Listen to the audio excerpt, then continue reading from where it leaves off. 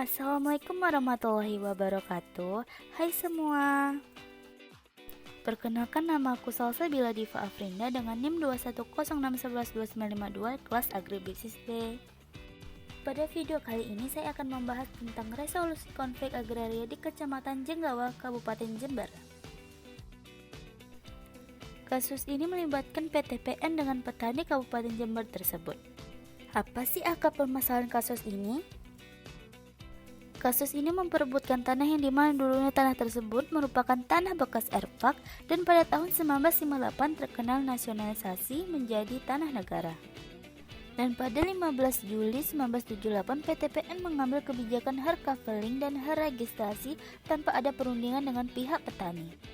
Dan pada tahun 1994 PTPN memperpanjang HGU yang kedua sehingga memicu kemarahan petani yang menimbulkan aksi protesnya dengan pengerusakan hingga proses sertifikasi.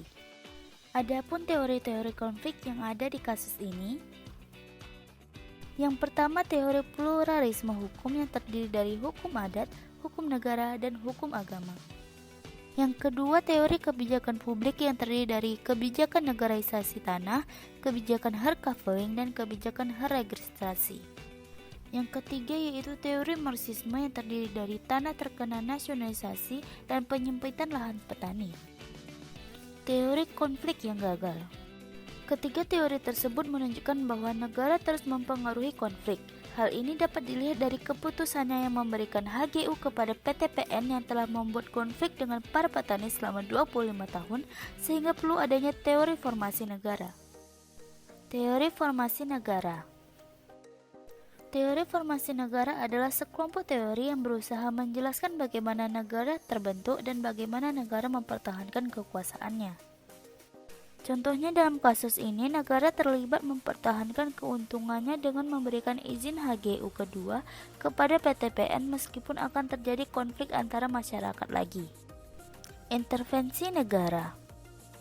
Hal ini bisa menjadi langkah strategis untuk mengantisipasi sekaligus memberikan solusi atas berbagai konflik sosial yang benar-benar berpihak pada kepentingan rakyat, terutama petani. Alasan adanya intervensi. Yang pertama, mendorong terjadinya revolusi. Yang kedua, mengubah situasi menegangkan. Dan yang ketiga, melindungi hak dan kewajiban masyarakat. Selanjutnya, konsep pencegahan resistensi konflik.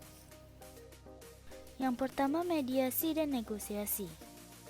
Pada kasus ini, mediasi yang dihasilkan adalah resolusi dari pihak petani, yaitu membentuk perwakilan petani untuk menyamakan persepsi arah dan komitmen perjuangan.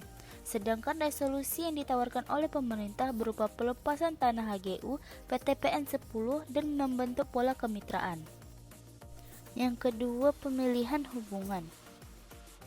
Agar rasa kepercayaan saling percaya satu sama lain, dibuatlah kesepakatan antara pihak petani dengan PTPN dan kesepakatan itu berisi hak dan kewajiban dari masing-masing pihak tersebut. Yang ketiga, reformasi kebijakan. Memperbaiki kebijakan yang memicu konflik seperti kebijakan negaraisasi, kebijakan hardcoupling, dan kebijakan registrasi, dan mengganti kebijakan tersebut dengan kebijakan yang humanis tanpa aksi kekerasan dan menguntungkan kedua belah pihak. Yang keempat, penegakan hukum tanpa diskriminasi. Menegakkan aturan dan hukum secara adil tanpa diskriminasi seperti memberikan syarat kesepakatan, hak dan kewajibannya yang perlu dipenuhi oleh kedua belah pihak sehingga tidak menimbulkan benih konflik yang baru. Yang kelima, pemberdayaan kelompok rentan.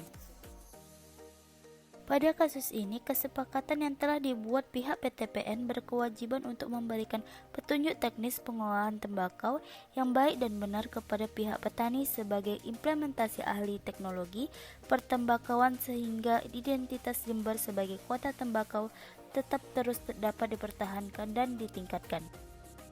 Sekian video pada kali ini, mohon maaf apabila ada kesalahan dan terima kasih telah menonton.